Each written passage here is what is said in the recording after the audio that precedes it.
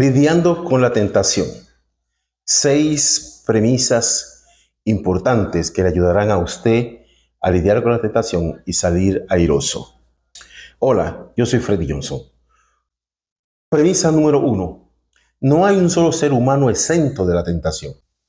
Esto es tan real que Jesús incluyó este punto como motivo importante cuando enseñó el Padre Nuestro. En Mateo capítulo 6, versículo 13, Él dice, y no nos metas en tentación, mas líbranos del mal, porque tuyo es el reino y el poder y la gloria por todos los siglos. Amén. No solo lo incluyó en el Padre Nuestro, sino que también lo puso como requisito importante ante su inminente arresto, martirio y partida, a fin de que los discípulos estuvieran preparados. En Mateo 26, versículo 41 dice, velad y orad para que no entréis en tentación. El espíritu, la verdad, está dispuesto, pero la carne es débil. Premisa número 2. La materia prima de la tentación es la mentira y el engaño. No hay un proceso de tentación cuya razón de ser sea la verdad absoluta. Siempre habrá engaño, mentira, crimen, manipulación como fuente y causa y consecuencia de la manipulación. En 1 de Timoteo capítulo 6, versículo 9, las escrituras nos instan, dice, porque los que quieren enriquecerse caen en tentación y lazo, y en muchas codicias necias y dañosas que hunden a los hombres en destrucción y en perdición. Premisa número 3.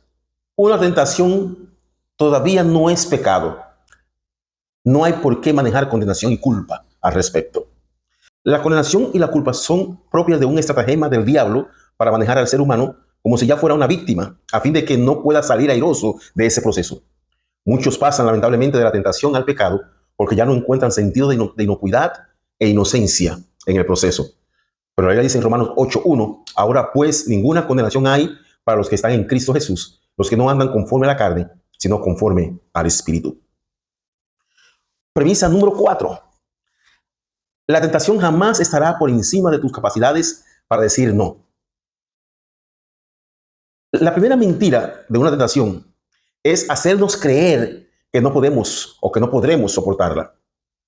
Primera de Corintios capítulo 10, versículo 13 dice, no os ha sobrevenido ninguna tentación que no sea humana, pero fiel es Dios que no os dejará ser tentados más de lo que podéis resistir, sino que dará también juntamente con la tentación la salida para que podáis soportar. Premisa número 5. A más tiempo pasas en el escenario de la tentación, más posibilidades hay de que caigas en una tentación. La tentación es una guerra mental en su inicio y no podrás evitar tener un pensamiento impuro. Lo que sí puedes evitar es actuar en consecuencia de ese pensamiento impuro. En Santiago 1:12 dice, bienaventurado el varón que soporta la tentación, porque cuando haya resistido la prueba, recibirá corona de vida que Dios ha prometido a los que le aman. Premisa número 6. Una tentación inicia en el pensamiento y no se quedará ahí. Es un proceso de gestación diabólica. Satanás, en su intento de hacer caer a Jesús en Mateo capítulo 4, agotó etapas y fases. De lo físico, es decir, del hambre, pasó al orgullo con la falsa premisa de que como hijo de Dios no le pasaría nada. Luego pasó a la avaricia, prometiéndole reinos y poderes que ya Jesús tenía y poseía. Y dice que lo dejó por un tiempo. Es obvio que la tentación regresaría ahora en otras áreas. En conclusión, hay herramientas poderosísimas a nuestra disposición. La oración, la palabra de Dios, el nombre de Jesús, la sangre de Cristo, el fruto del Espíritu Santo, sobre todo el dominio propio, la armadura de Cristo, los dones de Cristo, los dones del Espíritu,